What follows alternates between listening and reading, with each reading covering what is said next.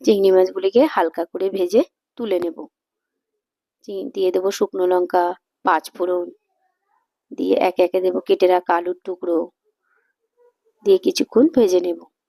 তারপরে দিয়ে দেব জিরে বাটা, লঙ্কা বাটা, আরও একটু সময় ভেজে নেব। দিয়ে দেব কেটে রাখা টুকরো করে রাখা শিম, দিয়ে আরও একটু ভাজা ভাজা করে নেব। দিয়ে দেবো পুঁই বিটুলি, দিয়ে সমস্ত সবজিগুলোকে ভালো করে মিশিয়ে নেব। নিয়ে চাপা দিয়ে দেবো। একটু মজে এসছে, দেখো ঢাকনা খুলে আরও একবার নাড়াচাড়া করে দিলাম। এবার দিয়ে দেবো কেটে রাখা বেগুনগুলি দিয়ে ওর উপরে ছড়িয়ে দেবো নুন, হলুদ, দিয়ে আরও একবার কষিয়ে নেব। দিয়ে দেব চিংড়ি মাছ আর পোস্ত বাটা। চিংড়ি যেটাতেই পড়ে স্বাদ সেটাতেই বাড়ে।